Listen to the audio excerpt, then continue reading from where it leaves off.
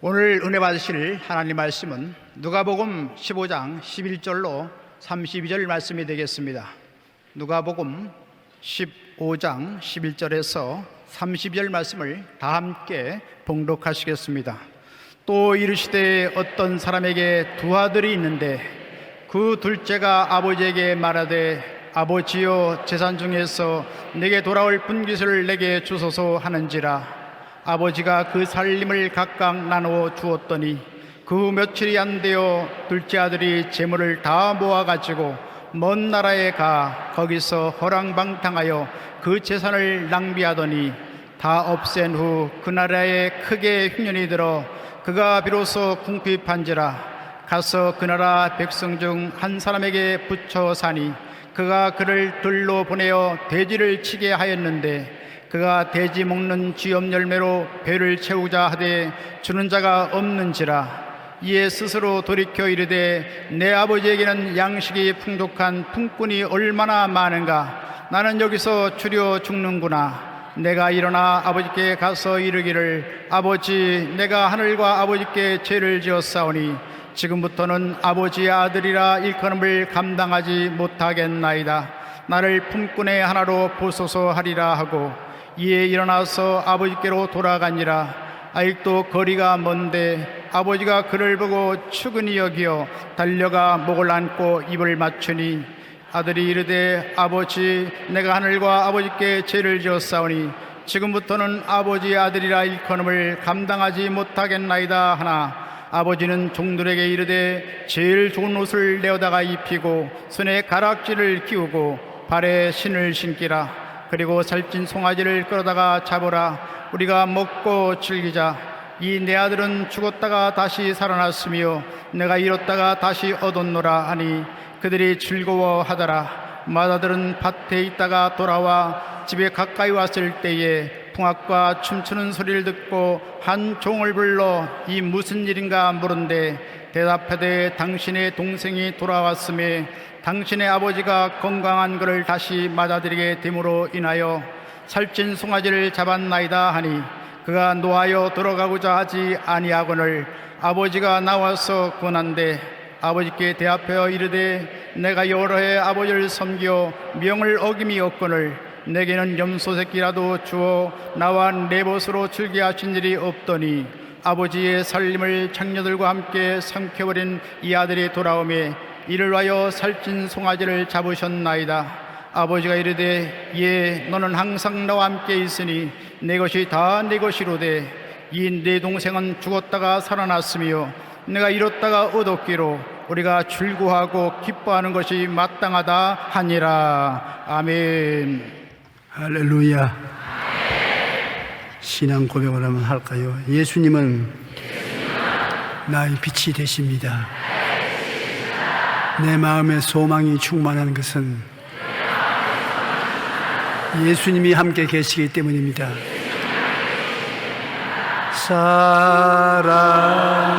사랑하는 자여 내 영혼이 잘됨같이 내가 범사에 잘되고 강건하기를 내가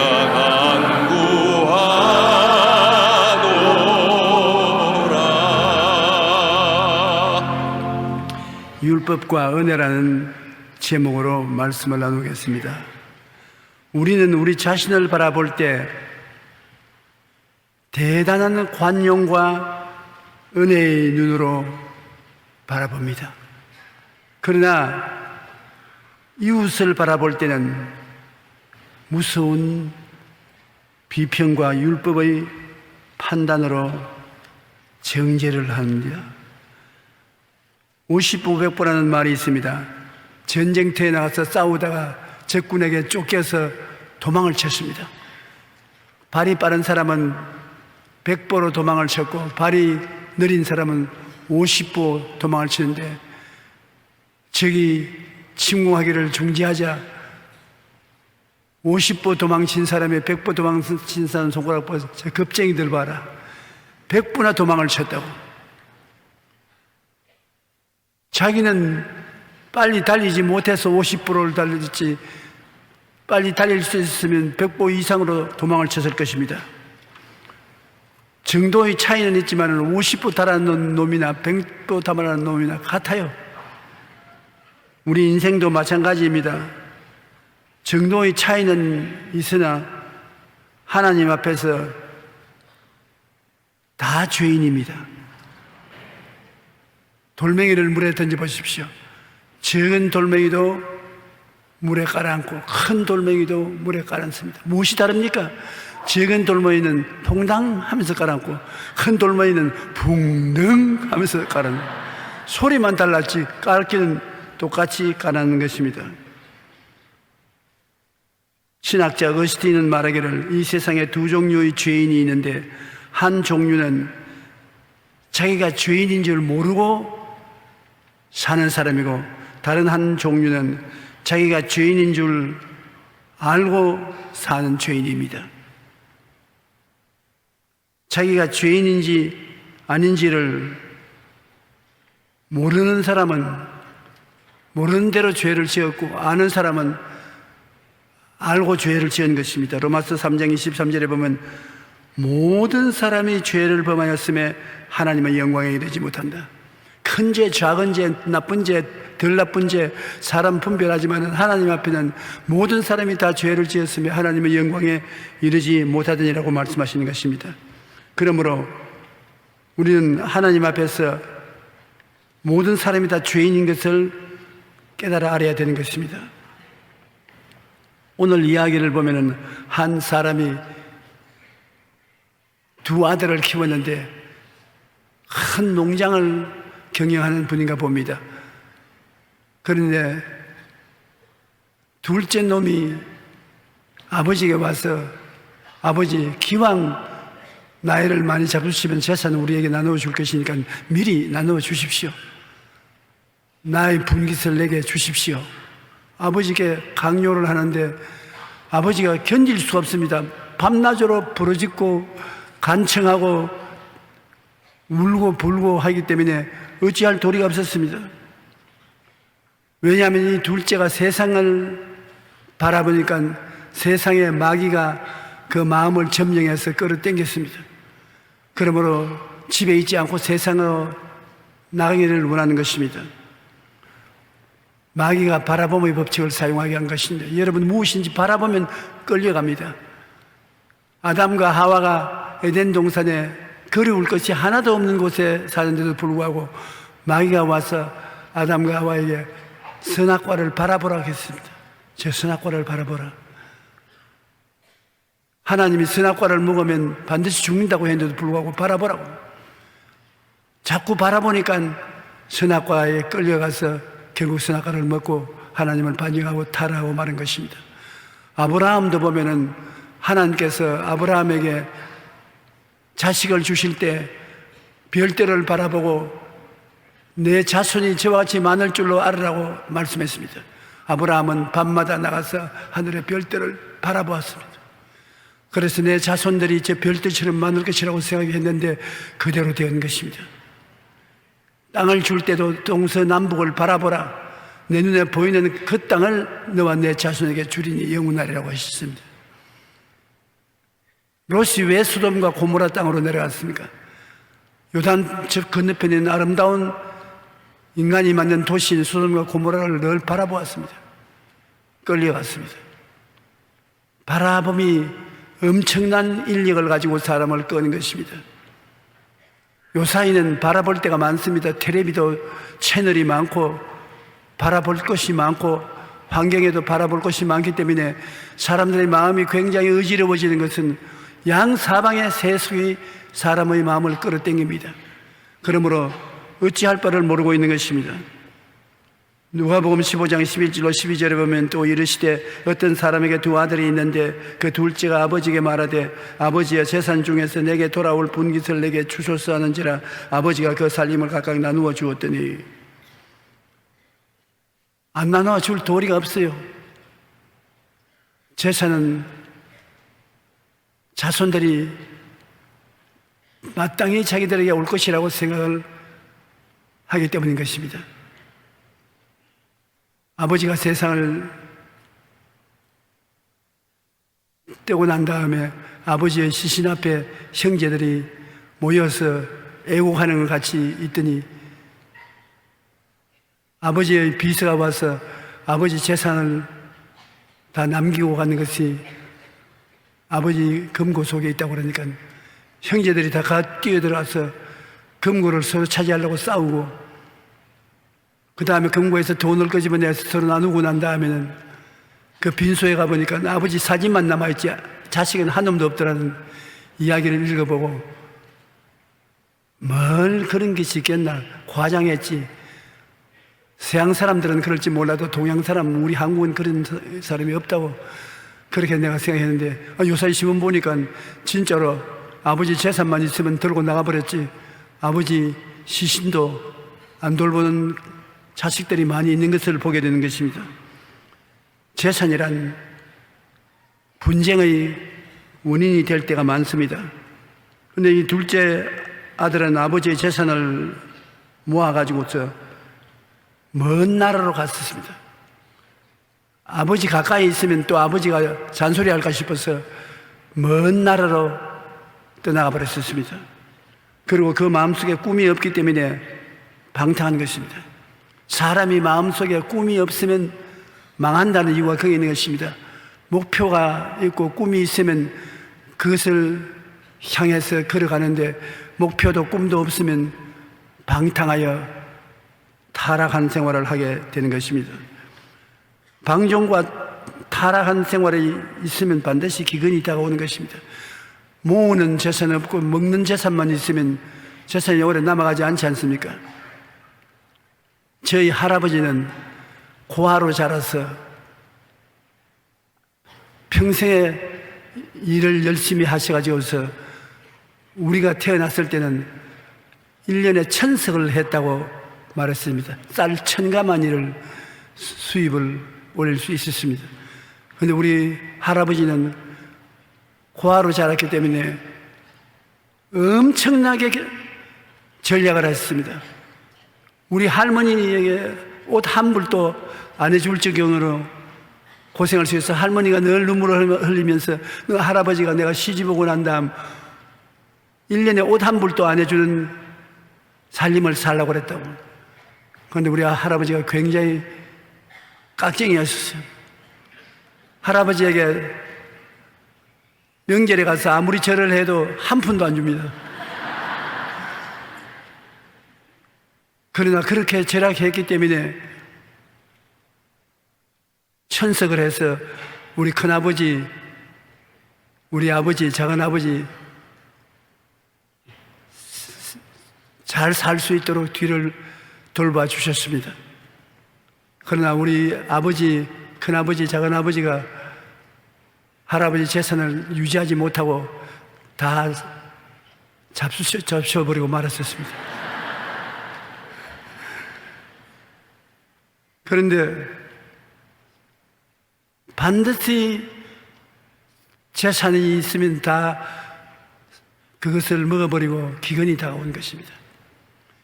차라리 재산 나누어주지 않으면 전략할 줄 알지만 재산을 많이 상속받으면 전략을 할 줄 모르고 허랑방탕하게 사용하기 때문에 기근이 다가오는 것입니다. 누가복음 15장 13절로 14절에 그 후 며칠이 안 되어 둘째 아들이 재물을 다 모아가지고 먼 나라에 가서 거기서 허랑방탕하여 그 재산을 낭비하더니 다 없앤 후 그 나라에 크게 흉년이 들어 그가 비로소 궁핍한지라. 사람이 잘 살다가 궁핍하면 견디기가 힘이 듭니다. 나는 아프리카 선교를 나가서 여러 곳에 가서 복음을 전가하다가 느낀 것은 참으로 너무나 궁핍하다는 것입니다. 정말 아무것도 없어요. 빈손 들고 입에 풀칠하기가 힘든 것을 보고 괴로웠었습니다. 내가 어제 일본에서 온 손님 한 분 모시고 저녁 대접하러 갔는데 그 손님이 말하기를 한국에 와보니까 서울이 사실은 동경보다 더 화려한 도시로 이렇게 잘 사는 줄 몰랐다. 그 말을 들으니까 기분이 좋아 어깨가 어색해집니다. 그래서 내가 한 말은 과연 그렇다. 내가 서울에 공부하러 왔을 때도 한국은 가난했다. 서울 주변은 다 판자촌이 이루어져 있었다. 그런데 이 짧은 세월 동안에 한국이 어떻게 이렇게 잘 살게 되었는지 그 비결이 있다. 그 뭐냐? 예수님을 잘 믿으면 잘 살게 된다.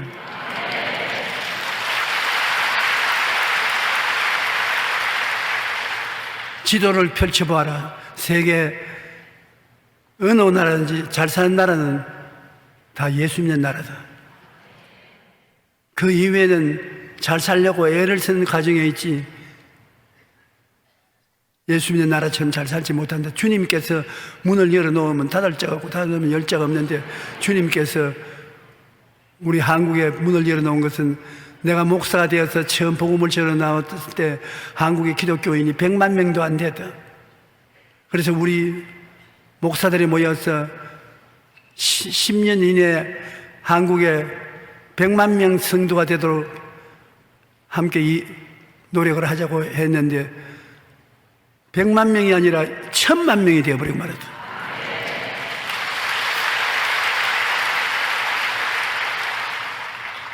그러므로 하나님께서 제가 나를 사랑한 적 내가 저를 건지리라. 제가 내 이름으로 한 적 내가 저를 높이리라. 제가 내게 간구하리니 내가 응답하리라. 환난 때 내가 저와 같이 하여 저를 건지고 영화롭게 하리라. 장수함으로 내가 저로 만족해 하며 나의 구원으로 보이리라 하셨다. 이 하나님이 같이 계시니 좋은 일이 일어날 수밖에 없는 것입니다. 우리가 앞으로도 대한민국이 잘 살려면 예수님을 잘 믿고 하나님을 잘 섬겨야 되는 것입니다. 내가 그 사람에게 예수 믿는 사람은 머리가 되고 꼴이 되지 않고 위에 있고 내려가지 않고 남에게 나누어 줄 때도 나누지 않는 꾸지 않는 삶을 살게 된다. 성경에 그렇게 주님이 약속했으니 반드시 그렇게 되는 것입니다. 그러나 예수님을 버리고 예수님을 믿지 않고 허랑방탕하고 살면은 반드시 궁핍한 시간이 다가오게 되는 것입니다. 이 청년은 아버지 재산을 가지고 돈이 있을 동안에는 친구들도 많았습니다. 여기저기 친구로 삼겠다고 하는 사람이 많고 여자들도 서방님 이리 오세요 저리 오세요 옷자락이 찢어질 도록 끌어당깁니다. 자기가 영웅처럼 생각이 되어서 허랑방탕했는데 돈이라는 것이 오래 가나요? 허랑방탕하면 다 써버리고 마는 것인데 가난하게 되어 배가 고파 견딜 수가 없으니까 누가복음 15장 15절로 16절에 보면 가서 그 나라 백성 중 한 사람에게 붙여서 하니 그가 그를 들러 보내어 돼지를 치게 하였는데 그가 돼지 먹는 쥐염 열매로 배를 채우고자 하자 주는 자가 없는지라. 직장을 구했는데 그 주인이 이 사람을 돼지 치는 데 보냈던 것입니다. 왜 돼지 치는 데를 말했냐면 유대 나라에서 가장 천한 직업은 돼지 치는 직업인 것입니다. 가장 천한 직업인 돼지 치는 직업을 얻어서 갔으나 배가 고파서 견딜 수가 없어요. 돼지가 먹는 쥐염 열매가 있는데 쥐염 열매로 돼지 먹이를 줄 때 싹 들어서 주먹을 한숨 쥐고 먹으려고 하니까 돼지가 손을 물고 늘어지는 것입니다. 돼지도 기근이 들어서 먹을 것이 많지 않기 때문에 양식을 안 잃어버리라고 하거든요. 여러분 짐승들이라고 해서 아무런 생각이 없는 거 아닙니다. 시골에 살면은 꼭 알아야 될 것이 하나 있습니다. 집에 불이 나면 시골에는 미천이 재산 목록이 소입니다. 소를 외양간에다가 묶어 놓는데 그냥 소를 불이 났으니 때리고 잡아당겨도 절대로 안 나옵니다. 그 타 죽어도 외양간이 그대로 있는 것입니다. 그러나 그 소를 끌어내는 방법이 있습니다. 아주 쉽게 끌어내는 방법이 있습니다. 소 구유를 엎어버립니다. 소 밥그릇을 엎어버려요. 그 말은 뭐냐면 얘가 이제 너 살 곳이 아니다 그 말인 것입니다. 자기의 구유가 엎어지는 것을 보면 그러면 이리 가자 그럼 그대로 뛰어나옵니다. 소도 밥그릇을 그렇게 중요합니다. 먹을 것이 없으면 있어봤자 소용이 없지 않습니까? 오늘날 우리가 먹고 마시고 살 수만 있으면 괜찮은데 먹고 있고 마시고 살 수 없을 정도로 가난해지면 짐승과 같이 되는 것입니다.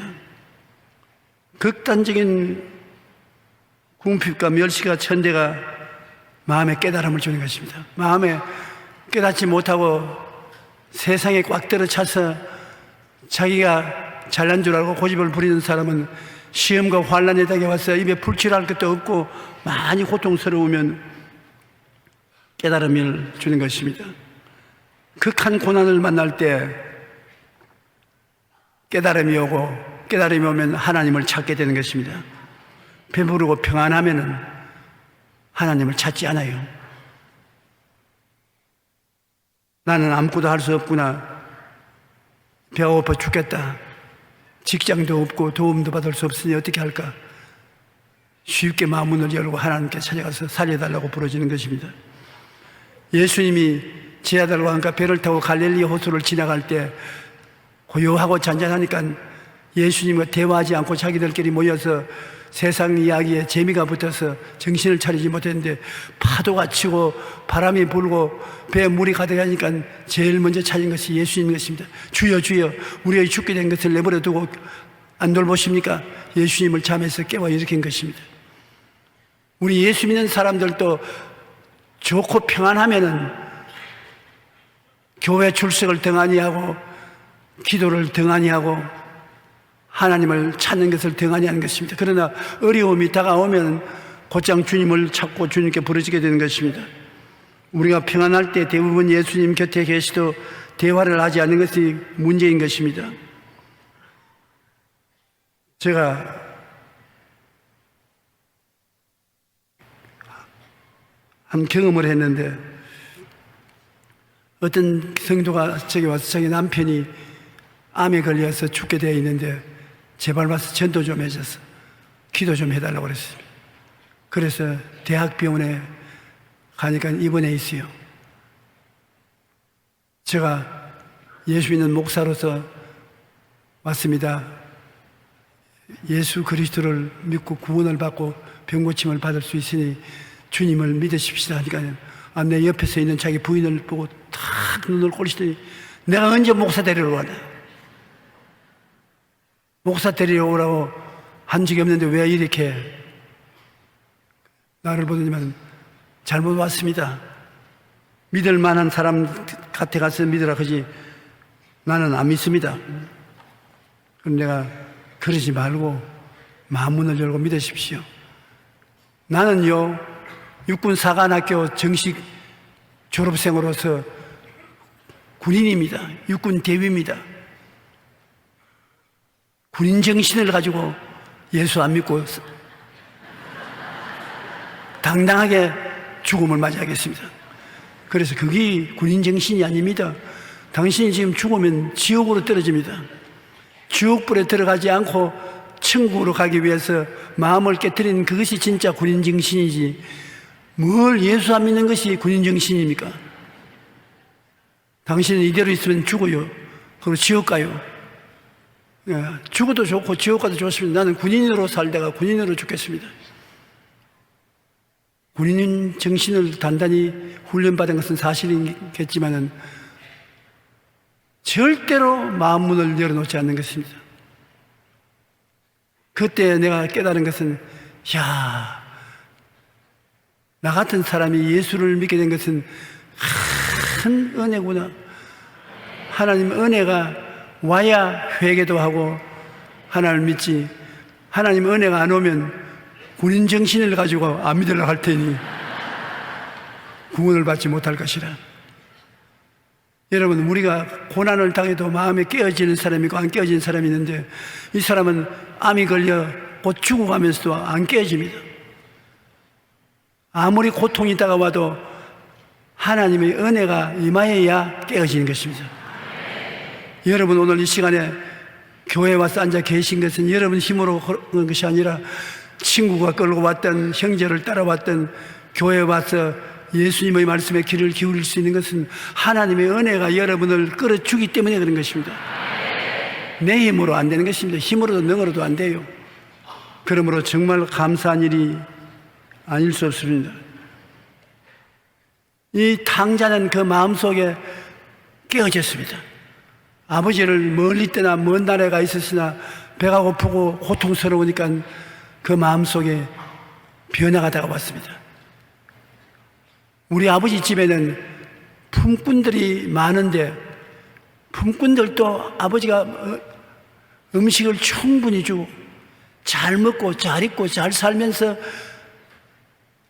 농장에서 일을 하는데, 나는 여기서 그 부자 아버지의 아들로 있으면서 굶어 죽는다.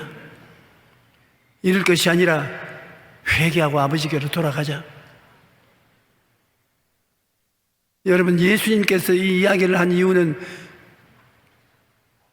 우리에게 깨닫게 하기 위해서 그런 것입니다. 우리 하늘 아버지는 없는 것이 없습니다. 전지전능무속 부지하시고 야훼는 풍성하게 모든 것을 가지고 계십니다. 우리가 깨어져서 아버지께로 돌아오면 아버지는 여러분에게 처음부터 에덴 낙원을 주신 하나님이신데 모자람이 없이 주시기를 원하시는 것입니다. 예수 믿고 축복을 받지 않을 수가 없는 것은 아버지가 그 많은 물질을 가지고 계시면서 우리를 사랑하기 때문인 것입니다. 이 젊은이가 아버지를 등지고 나갔지만 우리 아버지 집에는 품꾼들도 배불리 먹고 사는데 나는 여기서 굶어 죽는구나 하고 탄식하게 된 것입니다. 이에 스스로 돌이켜 이르되 내 아버지에게는 양식이 풍족한 품꾼이 얼마나 많은가. 나는 여기서 줄여 죽는구나.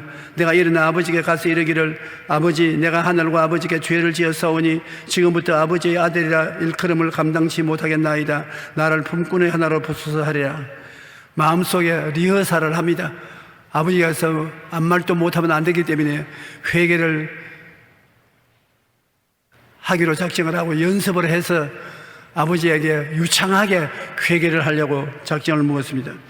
그래서 이제는 자기가 잘나지도 못하고 실패하고 패배한 인생으로서 보잘것없는 놈이니까 아버지께 가서 아들로 인정하지 않고도 좋으니 품꾼이라도 만들어 주어서 밥 먹고 살게 해달라고 그 마음을 표시하기로 작정하고 아버지께로 가니 아버지가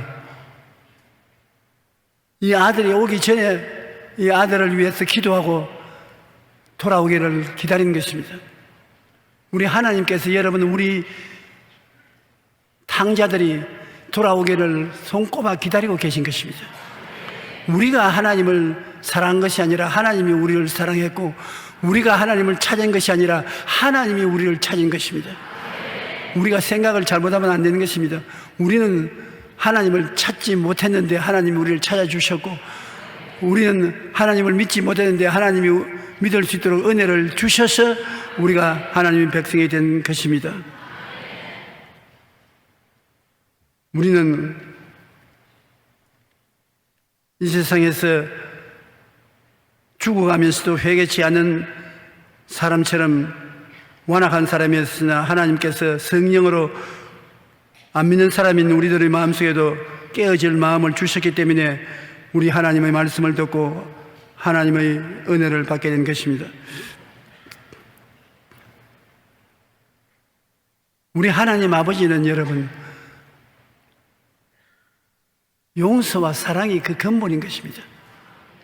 인애와 자비를 가지고 용서와 사랑으로 우리를 대하시지 우리를 정죄하고 심판하시는 하나님이 아니신 것입니다. 우리가 하나님을 잘못 알면 안 되는 것입니다. 하나님께 회개하고 나오면 하나님은 사랑과 인자를 가지고 우리를 대하시지 정죄하고 심판하지 않는 것입니다. 너희는 죄를 지었으니 죄값 받아라.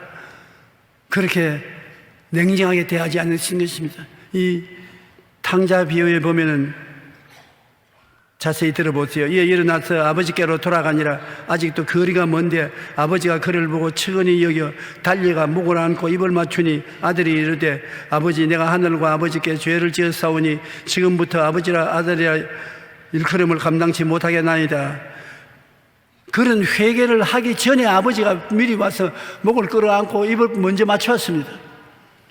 회개하기 전에 벌써 돌아오는 아들을 아버지는 끌어안은 것입니다. 우리가 회개했기 때문에 하나님이 우리를 사랑한 것이 아니라 하나님이 나오기를 작정하고 하나님 앞에 나오면 하나님은 우리를 미리 벌써 부둥켜 안고 사랑하는 자녀로서 받아주신다는 것을 알아야 되는 것입니다. 나 같은 죄인이 하나님께 나온다고 해서 받아주겠느냐고 우리가 의심하면 안 되는 것입니다. 하나님은 우리가 말로써 회개하기 전에 하나님은 벌써 우리를 받아주어서 품에 안아준다는 것을 알아야 되는 것입니다. 로마서 5장 6절로 10절에 보면 우리가 아직 연약할 때, 우리가 아직 죄인 되었을 때, 우리가 원수 되었을 때 그리스도께서 우리를 위하여 죽으심으로 하나님께서 우리에 대한 자기의 사랑을 확증하여야 돼요. 우리는 아직 하나님을 믿지 않고 있는데, 죄를 짓고 있는데, 하나님과 원수가 되어 있는데, 하나님은 그 아들 예수를 보내서 미리 십자가에서 몸짓고 피 흘려 우리 죄를 다 속량하시고 난 다음에 오라고 환영하는 것입니다. 하나님은 여러분보다 언제나 한 발짝 앞서서 여러분을 사랑하시는 것입니다. 여러분이 기도하기 전에 이미 하나님은 응답할 준비를 하고 계신 것입니다. 너희는 내게 부르짖으라 내가 내게 응답하겠고 내가 알지 못하는 크고 비밀한 일을 보여주려고 하셔서 오늘 여러분이 어떠한 문제를 가지고 왔을지라도 하나님이 응답하려고 준비를 하고 계신 것입니다. 우리가 기도하고 난 다음에 즉시 응답 못 받는다고 낙심을 하고 하나님이 여러분을 버린 줄로 생각하는데 그렇지 않습니다. 여러분이 기도하고 난 다음에는 인내가 필요한 것입니다. 참아야 돼요. 즉각 응답할 것은 즉각 응답하지만 대개는 시간이 걸려서 응답할 것이 많습니다. 여호수아와 갈렙은 기도하고 난 다음에 40년 기다렸었습니다. 젖과 꿀이 흐르는 땅에 들어간 기도를 하고 난 다음에 40년 기다려서 젖과 꿀이 흐르는 동산에 들어갈 수 있는 것입니다. 그러므로 하나님은 여러분 기도를 들으시고 하나님이 정한 때에 기도를 응답해 주시기 때문에 서둘지 말고 낙심하지 말아야 될 것인 것입니다. 하나님, 우리 아버지는 우리가 죄를 짓고 불의하고 추악하고 버림을 받아야 마땅한 인간이여 주님께 나오면은 우리의 과거를 묻지 아니하시고 정지하지 아니하시고 벌 내리지 아니하시는 것입니다. 수가성 우물가에 대낮에 물길로 온 사마리아 여인을 보고 주님께서 야 이 더러운 여자여 너는 지옥에 간다 회개하라 그렇게 말 안 했습니다. 이 여자가 남편을 5이나 갈아치우고 6번째 남편하고 사는 것을 주님은 알고 계셨습니다. 그러나 그 여자에게 충격을 주지 않고 마음문을 열고 예수를 믿게 하기 위해서 나에게 물 좀 주세요. 당신 유대인의 남자로서 어떻게 사마리아 여자에게 물을 달라고 합니까? 당신이 내가 누군 줄 알았었으면 나에게 오히려 물을 달라고 했을 것이요. 그러면 내가 생수를 주었을 것입니다. 이 우물이 깊은데 두레박도 안 가지고 있으면서 어디에서 물을 떠서 나에게 생수를 주겠다고 말합니까? 아, 이 물을 마시면 당장 목마르거니와 내가 주는 물을 마시면 목마르지 않고 속에서 솟아나는 생수가 된다. 그럼 그 물 내게 좀 주십시오. 당신 남편을 데리고 오시오. 남편이 없는데요. 예수님 참말하셨습니다. 당신 지금까지 남편 5번 갈아치웠습니다. 지금 데리고 사는 남자는 결혼도 하지 않고 오다 가다 만난 사람으로 6번째 삽니다. 여자가 화닥닥 놀랐습니다. 당신 내 개인의 생활을 어떻게 그렇게 잘 아는가요?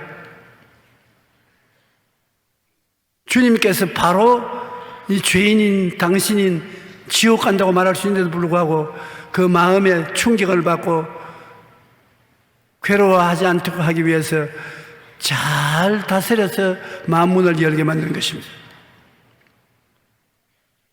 이 여자는 예수 그리스도를 만나고 대화하는 중에 그 마음 문을 열어놓지 않을 수가 없었습니다. 그래서 예수님은 이 여인을 믿도록 해서 구원하신 것입니다. 정죄하고 심판하러 온 것이 아니라 이렇게 살리러 온 것입니다. 오늘 여러분 죄가 있으면 주님께서 당장 여러분 죄를 들춰내어서 정죄하거나 심판하지 않습니다. 달래가지고서 회개를 시키는 것입니다. 우리 하나님은 좋은 하나님이신 것입니다. 이 아버지께서 종들에게 뭐라고 말했습니까? 자기 아들이 회개를 하기도 전에 그를 안고 종들에게 제일 좋은 옷을 내어다 입히라. 돼지를 치는 더러운 냄새나는 옷을 입고 있는 그에게 저 헐무리한 옷 먼저 좀 갖다 입혀라 말하지 않고 제일 좋은 옷을 갖다 입혀라. 왜냐, 하나님은 여러분에게 무엇인지 제일 좋은 것 주시기를 원하시는 것입니다. 제일 좋은 것. 한번 따라 말씀하세요. 하나님은 나에게 제일 좋은 것 주시기를 원하신다. 그 다음에 가락지를 끼워라. 가락지는 아들이 된 증거로서 가락지를 끼우는 것입니다. 신발을 신겨라. 종은 신발을 신지 않습니다. 아들은 신발을 신고 있는 것입니다. 밭에서 일할 때 똑같은 일을 합니다. 종이나 아들도 함께 똑같이 일을 하는데 누가 아들이고 누가 종인 거 분별하려면 발을 보면 압니다. 신발을 안 신는 종이고 신발을 신는 아들인 것입니다. 신발을 신겨라. 정식으로 상속자가 된 증명을 해주는 것입니다. 그리고 우리에 가면 병든 송아지 있으니 말라꽹이 하나 잡아라. 그렇게 할 줄 아는데 제일 살찐 소를 잡아라. 말라꽹이 송아지 잡지 말고 제일 살찐 소를 잡아라. 우리 먹고 즐기자. 이 내 아들은 잃었다가 얻었으며 죽었다가 살아났으니 좋을 수가 있지 않느냐. 하나님은 범죄인 한 사람이 돌아오는데 이렇게 좋아하시는 거죠. 여러분 한 사람 한 사람을 하나님은 너무 좋아서 아유 좋다 그렇게 하시는 것입니다. 그냥 좋아하는 것이 아닙니다. 하나님은 여러분을 쳐다보고서 눈을 감지를 못하십니다. 너무 좋아서. 그러므로 여러분은 세상 사람들이 다 무시하고 좋아하지 않더라도 하나님은 여러분을 그처럼 좋아하시는 것입니다. 여러분은 하나님께 지극한 사랑을 받고 계신 것입니다. 제일 좋은 옷을 갖다 입혀라. 가락지를 끼워라. 신발을 신겨라. 살찐 송아지를 잡아라. 우리 먹고 즐기자. 아이고 아버지 미안한데 안 그래도 좋습니다.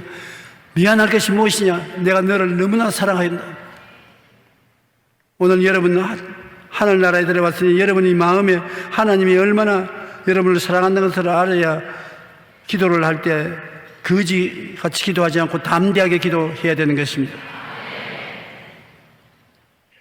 둘째 아들은 먹을 정식조차 없는 극심한 궁핍에 처하자 아버지의 집을 떠올려서 아버지의 집으로 돌아왔었습니다. 아버지의 집으로 돌아올 곳이 있다는 것이 얼마나 큰 행복입니까? 우리도 돌아갈 아버지 집이 있습니다. 우리 어릴 때 밤늦게까지 동네 애들하고 모여서 딱지 따먹게 하고 구슬치기 하는데 해가 지고 날이 어두워지면 내일 보자 헛헛적 합니다. 돌아갈 집이 있습니다. 얼마나 좋습니까? 날이 어두워지는데 돌아갈 집이 없이 들판에 홀로 남게 되면 어떻게 되겠습니까? 오늘 우리 인생을 살면서 삶의 폭풍우가 불어옵니다. 피할 곳이 있다는 것이 얼마나 좋습니까? 폭우가 내려 쏟아집니다. 피할 곳이 없는 자가 얼마나 비참한 것입니까? 마른 땅에 목마르게 가는데 시냇물이 없으면 어떻게 물을 마시겠습니까? 곤비한 땅에 쓰러질 때 바위 그늘이 있으면 피할 수 있지 않습니까? 성경은 말씀하시면 예수님은 폭풍우를 피할 수 있는 곳이고 폭우를 가리우는 곳이고 마른 땅에 시냇물이 되고 곤비한 땅에 바위 그늘로 지다 되어서 여러분이 예수님을 만나서 중생하면은 그 마음의 기쁨과 즐거움이 끝이지 않는다고 말씀하고 있는 것입니다. 돈이 많아서 마음에 만족이 없습니다. 권력이 있어서 만족이 없습니다. 마음속에 예수님이 들어오시면 내가 어디서 와서 왜 삶이 어디로 가는 것을 확실히 알게 되고 내가 의지할 수 있는 처소가 확실하기 때문에 마음에 기쁨과 평안이 있는 것입니다. 만족함이 있는 것입니다. 인생의 캄캄한 밤을 맞이할 때 비바람이 몰아치고 폭우가 내릴 때 돌아갈 집이 없다면 참으로 불행하나 예수 믿는 사람은 인생의 밤이 찾아올 때 돌아갈 집이 있고 인생의 폭우가 몰아칠 때 피할 곳이 있는 것을 알아야 되는 것입니다. 회개하고 하나님 아버지 집으로 돌아가면 하나님 아버지께서 달리 나와 여러분 품에 안아주시는 것입니다. 그리고 여러분에게 예수 그리스도의 피로서 값주고 산 가장 좋은 옷을 입혀주고 성령의 가락지를 끼워주고 하나님이 예비한 영혼이 잘 된 것이 범사에 잘 되고 강건한 축복의 신발을 신겨주고 마음에 살찐 송아지를 먹는 것 같은 즐거움을 주시는 것입니다. 그러므로 주님을 믿는 사람들은 마음에 언제나 적극적이고 긍정적이고 창조적인 생각을 하고 하나님과 함께 있으면 좋은 일이 일어날 것을 기대해야 되는 것입니다. 우리가 예수 그리스도 십자가를 아침에 깨어날 때부터 바라보고 잠자리에 들어갈 때도 십자가를 바라보는 것은 십자가에서 우리 위해서 하나님이 다 이루어 놓았기 때문인 것입니다. 여러분 일생에 지은 죄를 다 청산해 버린 것입니다. 모든 허물을 십자가에서 다 청산했습니다. 여러분이 부탁하기 전에 주님 미리 나와서 여러분을 위해서 십자가에서 죄악과 허물을 청산해 버린 것입니다. 그리고 그 십자가에 주님께서 우리의 모든 질병과 고통을 다 청산하시고 그 십자가에서 모든 저주와 가난을 청산하고 아브라함의 복과 형통을 주시고 그 십자가에서 사망과 음부를 철폐하시고 부활 영생 천국을 다 허락해 주신 것입니다. 그러므로 여러분께서 십자가를 바라보고 마음속에 감동을 느끼고 그것을 입으로 시인해야 되는 것입니다. 하나님의 은혜는 입으로 말을 해야 이루어지는 것입니다. 하나님이 천지와 만물을 지으실 때 말씀을 하셨습니다. 빛이 있으라, 궁창이 생겨나라. 말이 있을 때 성령이 그것으로 기적을 베푸는 것입니다. 그러므로 여러분 꼭 말씀을 해야 되는 것입니다. 속으로 생각하지 말고 입으로 말을 해야 되는 것입니다. 십자가를 바라보고 주님이 내 죄를 허물을 다 청산하셨다. 주님께서 나의 병을 다 고치셨다. 나의 모든 저주와 가난을 청산하셨다. 주님께서 나의 죽음 대신 죽으시고 내게 천당을 주셨다. 하나님 감사합니다. 마음속에 그 은혜가 넘쳐나는 것입니다. 바라보는 보고 말하는 것 얼마나 좋은지 봅니다. 매일같이 좋은 일이 일어날 것을 생각하고 바라보십시오. 그리고 믿으십시오. 그리고 입술로 말을 하십시오. 내게 좋은 일이 일어난다. 사망의 엄침한 골짜기로 지날지라도 해를 두려워하지 아니하는 것은 주께서 같이 계시기 때문이다. 주님께서 원수의 목전에서 내게 상을 베푸시고 기름으로 머리에 발라 잔이 넘치게 하신다. 좋은 일이 일어난다. 우리 예수 믿는 사람은 그 사람만 살아있는 것이 아니라 속 사람이 살아있기 때문에 속 사람을 통해서 좋은 일이 일어난 것을 바라보고 말하고 믿고 감사드리고 하면 그러한 분위기가 이루어지고 그 분위기 속에서 끊임없이 좋은 역사가 일어나게 되는 것입니다. 우리 하나님은 여러분과 나를 심판하기 위해서 계시지 않습니다. 예수 그리스도를 믿어 죄 사함을 받고 구원받기를 원하시는 것입니다. 그러므로 항상 성령을 통해서 여러분에게 긍정적이고 적극적이고 창조적인 생각을 하도록 도와주시고 계신 것입니다. 오늘은 무슨 생각을 합니까? 좋은 일이 일어날 것을 생각하십니까? 좋은 일이 일어날 것을 마음에 그려봅니까? 믿습니까? 한번 말씀하십시오. 나는 좋은 일이 일어날 것을 기대합니다. 내 믿은 대로 될지어다. 이런 주님을 모시고 사니까 우리가 얼마나 좋습니까? 우리 아버지 하나님의 종교적인 소원이 사랑하는 자여 내 영혼이 잘됨같이 내가 범사에 잘되며 강건하기를 내가 간구한다. 이 말씀을 받아들여서 믿고 시인하면 하나님이 그것을 이루게 되는 것입니다. 그런데 오늘 이 이야기에서 보면 마다들이 밭에서 일을 하다가 집에 돌아오니까 집에서 불을 환하게 켜놓고 장구 치고 북 두드리고 노래소리가 들려서 종을 불러서 무슨 일이 일어나니까 당신의 동생이 몸승하게 집으로 돌아온 것을 아버지가 기뻐해서 살찐 송아지를 잡았다. 뭐 어찌고 어째야? 그 개뭐 같은 놈이 들어왔는데 아버지가 그를 받아들였단 말이야. 나는 그런 집에 안 들어가. 그래 종이 놀래가지고서 아버지에게 가서 마라들이 들어와서 저렇게 화를 내고 밖에 있다고. 그래 아버지가 나가니까 아버지 도대체 아버지 재산을 가지고 기생들하고 다 해먹어버리고 거지가 돼서 이제 살기 위해서 돌아오는 놈을 환영을 하고 살찐 총알을 잡아요. 아버지가 본정신입니까? 다른 정신입니까? 나는 아버지를 섬겨서 방탕도 아니하고 열심히 일을 하고 농사를 지어왔는데 아버지가 나와 친구를 위해서 염소새끼 한 마리도 안 잡아주더니 창녀들하고 세상을 다 날린 이놈이 들어오는데 왜 살찐 송아지를 잡았습니까?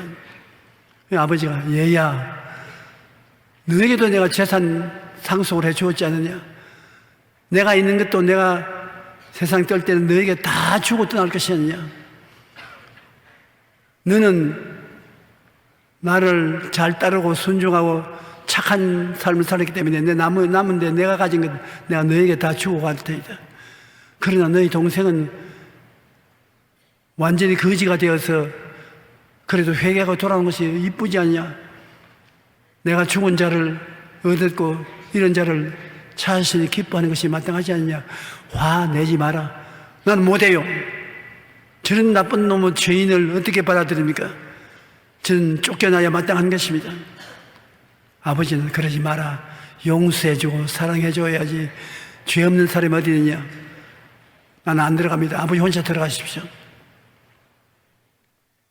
율법주의자들은 이웃을 바라볼 때 정지하고 심판하지 절대로 용서와 사랑을 갖지 않습니다. 율법 앞에 의롭다을 입을 육체가 없는데 하나님이 우리를 보면 정지하고 심판하려면 살아남을 자가 없습니다.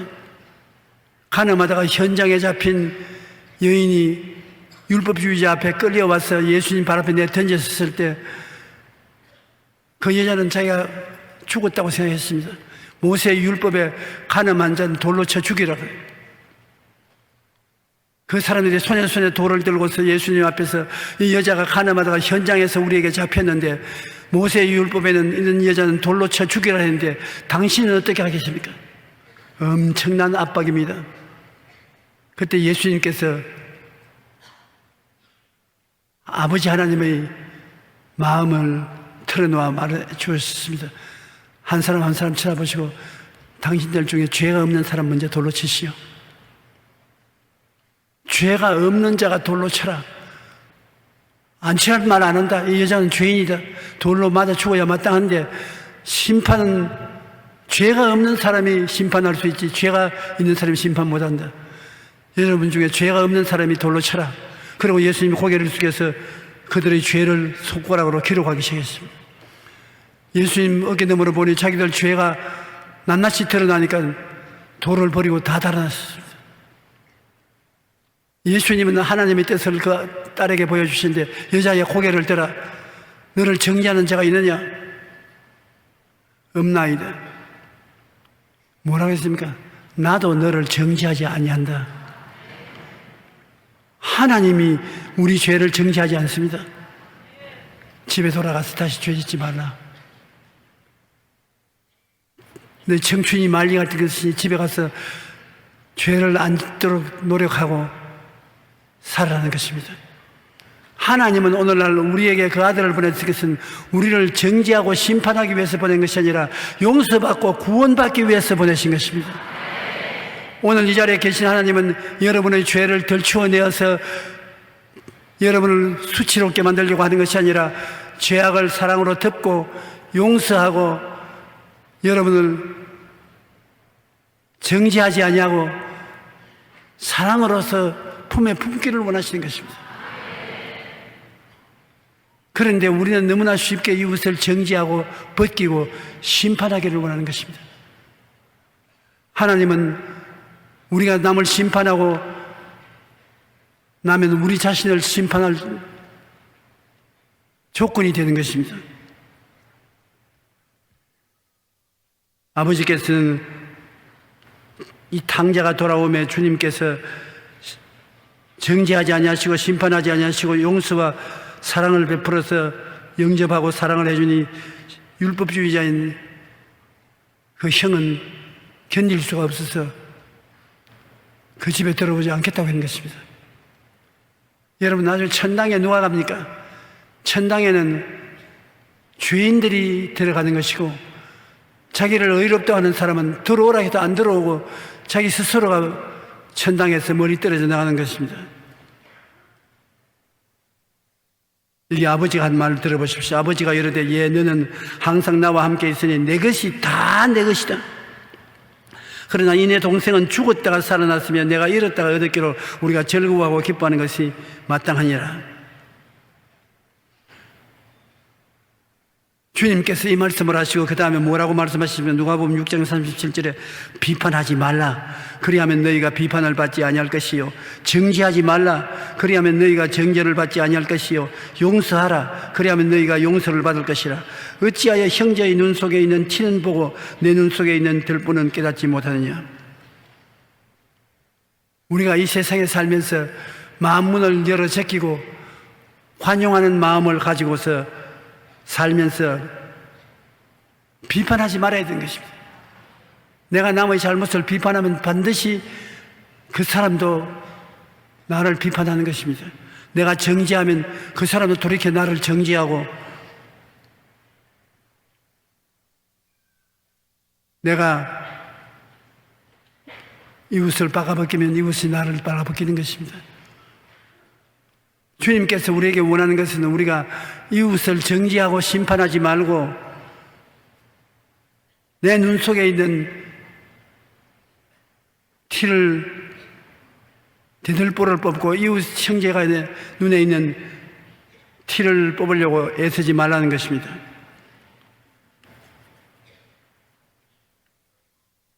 여러분, 이 세상에 사람을 변화시키는 것은 법이 아니고 사랑인 것입니다. 이솝 이야기에 보면은 해와 바람이 시합을 했습니다. 해와 바람이 누가 더 힘이 세냐? 해는 내가 세다. 바람은 아니야. 내가 세다. 그럼 우리 시합하자. 한 사람이 걸어가는 걸 보고 저 사람 옷을 벗길 수 있는 자가 이긴 자가 되게 하자. 그러자.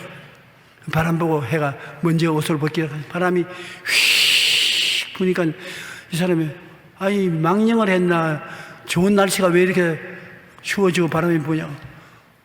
옷에 단추를 끼웁니다. 바람이 더 세게 부니까 외투를 꽉 잡고 몸을 움츠리더니 더 놓지 않습니다. 바람은 불면 불수록 온몸을 더 힘차게 붙잡습니다. 그리고 태양이 이제 내가 할 것이 내 차례다. 태양이 반짝반짝 비치고 웃으니까 땀이 이마에 흐른단 말입니다. 이 날씨가 노망을 했나 언제 그렇게 춥던데 왜 이렇게 덥냐. 손수건을 내서 머리 땀을 닦더니 그 다음에는 외투를 벗어내고 그 다음에 위도까지 벗습니다. 바람이 쳤습니다.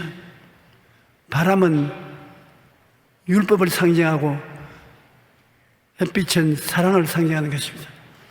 율법은 강하게 압박을 가할수록 점점 사람이 마음을 닫아놓는 것입니다. 사랑을 하면 할수록 마음 문을 열어놓게 되는 것입니다. 여러분, 우리를 변화시키는 것이 율법이 아니라 사랑이기 때문에 주님께서 율법으로 우리를 다스리지 않습니다. 하나님이 때리면 때릴수록 더 완악해지는 것입니다. 사랑할수록 변화되는 것입니다. 여러분, 우리 가정생활에도 부부간에 화평하고 잘 살려면 잔소리 많이 하지 말아야 되는 것입니다. 내가 이 말을 해도 좋은지 모르겠지만 미국에서 큰 교회 목회하는 목사가 나에게 전화가 왔어요. 바로 2, 3일 전에. 그럼 왜 주중에 내게 전화를 하니까 혹시 한국에 지금 들러도 날 재워줄 곳이 있느냐 그래요. 오라고. 우리 집에 재울 곳이 없으면 호텔에도 재워줄 테니까 오라고. 왜 그러니까 내 마누라에게 쫓겨났어. 왜 쫓겨났노? 잔소리가 하도 많기 때문에 내가 화를 좀 내었더니만 나가라고 호함을 치게 벽에 들고 나와버렸다고. 이제 체면이 안 있어서 돌아가지도 못하고 이 일을 어찌하면 좋을지 모르겠다고.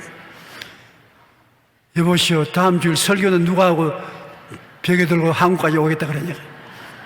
설교는 우리 아들에게 맡기고 나 이제 우리 마누라가 나에게 안 빈 이상 안 돌아가. 그러면 내가 너 평생 당신 죽을 때까지 집에 다 돌아갔다. 마누라가 나이 먹으면 잔소리만 하지 칭찬 안 한다. 비평을 하고 정죄를 하면 화목이 없어지는 것입니다. 대개 나이를 먹으면 여러분 남편들은 잔소리가 많아지고 여자들은 정죄를 잘합니다. 정죄하지 말고 잔소리하지 말고 사랑을 해 주십시오. 사랑은 굉장한 힘이 있습니다. 사람들은 잘못을 저질러 놓고 자기가 잘못한 거 알고 있어요. 사랑을 받으면 자기 스스로가 회개하고 자복하고 변화받는 것입니다. 힘들죠. 힘들어도 사랑하십시오. 한번 따라 말씀하시죠. 나는 정죄하지 아니하고 사랑할 것입니다. 잘 생각하셨습니다. 그렇게 하십시오. 우리는 사랑과 은혜로 이웃을 대하는 생활을, 삶을 살아야 되는 것입니다. 하나님은 여러분을 대할 때 어떻게 하는지 단단히 들어보세요. 시편 103편 8절로 13절인데 야훼는 긍휼이 많으시고 은혜로우시며 노하기를 더디하시고 인자하심이 풍부하시도다. 자주 경책하지 아니하시며 노를 영원히 품지 아니하시리로다. 우리의 죄를 따라 우리를 처벌하지는 아니하시며 우리의 죄악을 따라 우리에게 그대로 갚지는 아니하셨으니 이는 하늘이 땅에서 높음같이 그를 경외하는 자에게 그 인자하심이 크심이로다. 동이 쇠에서 먼 것 같이 우리의 죄가를 우리에게 멀리 옮기셨으니 아버지가 자식을 긍휼히 여김같이 야훼께서는 자기를 경외하는 자를 긍휼히 여기신다. 이런 하나님이신 것입니다. 이 하나님이 여러분 자비와 사랑을 베푸시지 여러분을 정죄하고 심판하지는 결코 아니하시는 것입니다. 예수님은 여러분을 바라보실 때 어떻게 보십니까? 우리 마태복음 20장 28절 다 같이 한번 읽어보십시다. 인자가 온 것은 섬김을 받으려 함이 아니라 도리어 섬기려 하고 자기 목숨을 많은 사람의 대속물로 주려 함이라. 여러분을 섬기러 와 계신 것입니다. 여러분을 위해서 목숨을 대속 제물로 주신 예수님이 아니십니까? 요한복음 1장 17절 다 같이 읽으십시다. 율법은 모세로 말미암아 주어진 것이요 은혜와 진리는 예수 그리스도로 말미암아 온 것이라. 예수님은 율법을 주신 것이 아니라 은혜와 사랑을 베푸시는 것입니다. 에베소 2장 8절로 9절 같이 읽어요. 너희는 그 은혜에 의하여 믿음으로 말미암아 구원을 받았으니 이것은 너희에게 난 것이 아니요 하나님의 선물이라. 행위에서 난 것이 아니니 이는 누구든지 자랑하지 못하게 하렵니다. 은혜는 여러분에게 구원을 주시는 것입니다. 아무 대가 없이 주님을 믿기만 하면 구원을 받게 되는 것입니다. 여러분, 예수를 믿고 천당 가는 것은 아무 대가를 지불하지 않아도 예수님의 공로로 천당을 가는 것입니다. 누구든지 저를 믿으면 구원을 얻습니다. 그다음 믿고 난 다음에 거룩한 삶을 사는 것은 그 삶을 살아야 하늘에 가서 상급이 생기는 것입니다. 믿고 난 다음에 거룩하게 살려고 노력하지 아니하면 사탄이 와서 믿음을 빼앗아 버리고 마는 것입니다. 믿음으로 무조건 하고 천당은 가되 여러분께서 거룩하게 살려고 노력하고 애쓰는 삶은 끝까지 계속해야만 되는 것입니다. 그러면 여러분이 언제 죽더라도 예수님의 공로로 천당은 가놓은 것이니까 마귀에게 끌려서 지옥으로 떨어지지 아니하는 것입니다. 우리는 주님의 은혜로 구원받는다는 것을 잊지 말아야 되는 것입니다. 영국의 기독교 작가인 C.S. 루이스는 세상의 수많은 종교들 중 기독교만 우월하다고 주장하는 이유가 어디 있냐고 물으니까 1초도 망설임 없이 그것은 은혜 때문이라고 말한 것입니다. 하나님의 한없는 사랑, 그 은혜가 우리에게 구원을 가져주는 것입니다. 여러분은 죄를 짓고 불의하고 추악하고 버림을 받아야 마땅함에도 불구하고 죄 지은 그대로, 못난 그대로, 빈손은 그대로 주 이름을 부르는 자는 구원을 얻는 것입니다. 그러므로 구원을 받고 난 다음에 여러분이 주님을 섬기려고 노력하고 애쓰면서 살면 살수록 하나님이 여러분에게 상급을 더 허락해 주실 것입니다. 주님께서 오늘 왜 이 이야기를 했냐면 예수님은 죄인들하고 식사를 하고 계셨습니다. 바리새교인, 사두교인, 교법사들이 예수님의 제자들에게 와서 당신 선생이 하나님의 아들이라면서 저 죄인들하고 같이 식사를 하니 어찌된 일이냐? 당신 그러한 분이 당신 선생이라고 하시네. 선생님은 죄인들과 멀리하고 거룩하고 영광스러운 삶을 살아야지 제 꼬락서니가 뭐냐? 그 말을 들은 예수님이 이 탕자의 비유를 말씀한 것입니다. 주님께서는 내가 이 세상에 온 것은 의인을 찾아 구원하려는 것이 아니라 죄인을 불러 회개시키고 구원하러 왔다고 말하는 것입니다. 그러므로 내가 있을 곳은 의인 가운데 있을 것이 아니라 죄인들 가운데 있는 것이 마땅한 것이라고 말했던 것입니다. 여러분,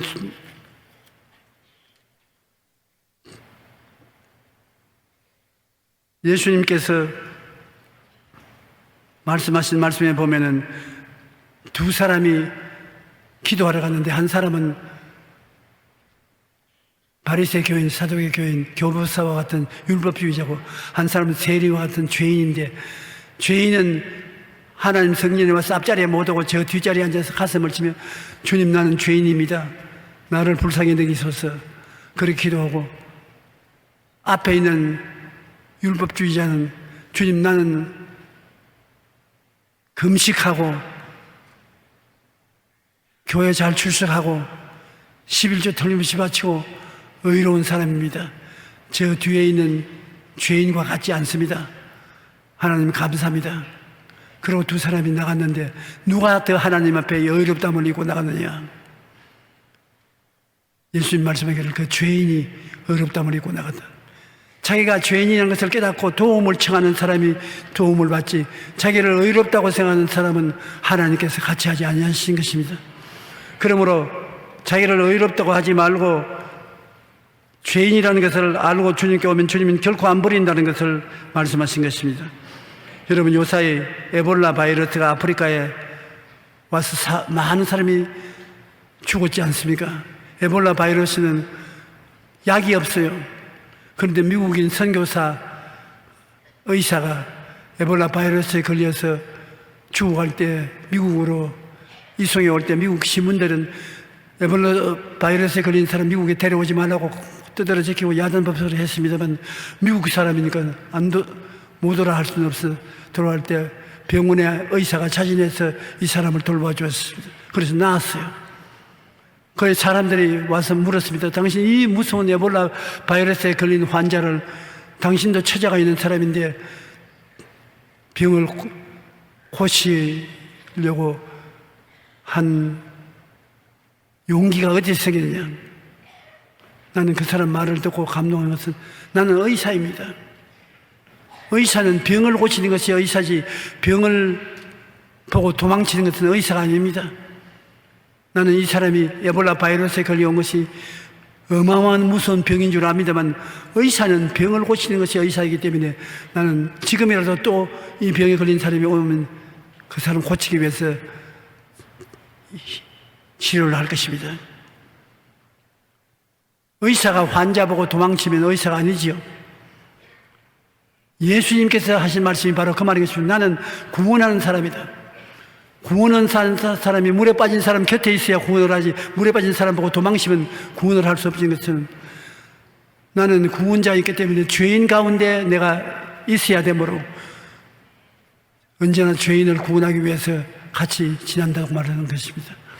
여러분 오늘 죄인이면 예수님이 더 가까이 여러분 가운데 계신 것입니다. 왜냐하면 주님은 죄인을 구원하러 왔기 때문에 죄인이 없으면 예수님이 역사할 필요가 없는 것입니다. 건강한 자에게는 의사가 쓸데없고 병든 자에게야 쓸데있느니라. 나는 의인을 부르러 온 것이 아니라 죄인을 부르러 왔노라. 그러므로 여러분 중에 한 사람도 주님은 버리는 사람 없습니다. 죄가 적은 사람이나 큰 사람이나 차별 없이 오늘 이 시간에 당신의 보혈로 씻으시고 구원을 해 주시는 것입니다. 우리가 이중잣대를 가지고 세상을 살아가지 마십시다. 한편으로는 비평과 정죄를 하고 자기에게는 용서와 사랑을 갖고 사는 이런 위선자가 되지 말고 갈보리 십자가를 짊어지고 오신 예수님을 구주로 모셔드리고 용서를 받고 사랑을 받고 주님을 섬기며 사는 우리들이 되도록 믿음을 가지게 되시기를 주의 이름으로 축원합니다. 우리 찬송가 527장 다 같이 한번 부르십시다.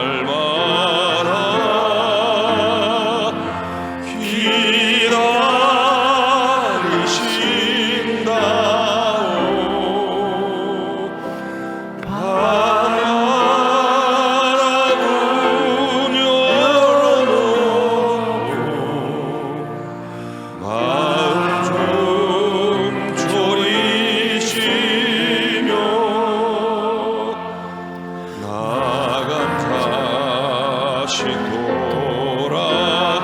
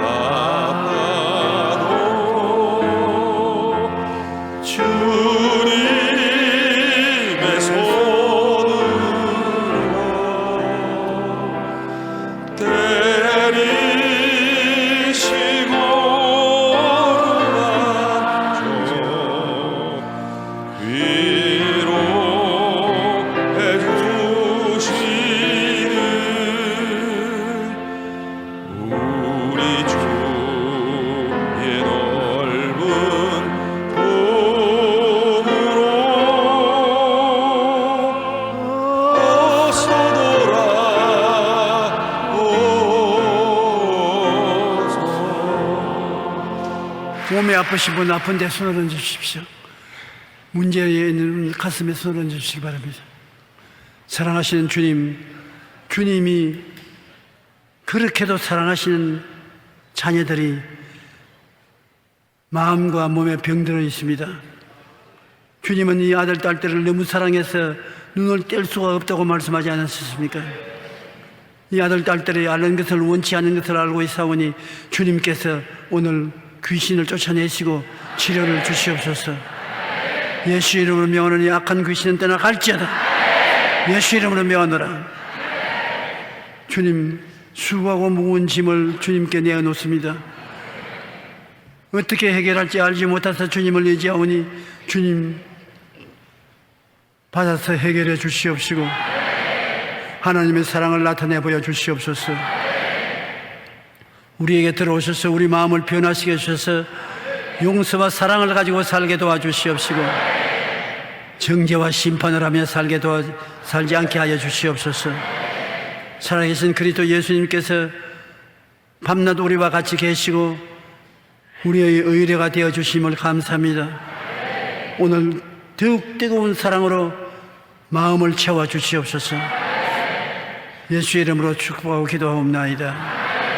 아멘. 이제는 우리 주 예수 그리스도의 무한하신 은혜와 아버지 하나님의 차오 넘치는 사랑과 보혜사 성령님의 감동하심과 감화하심과 계시하시고 품어주시는 은혜가 예배 출석한 성도 개인 가정 생활 자녀 위에 넘치도록 함께 계실지어다. 아멘.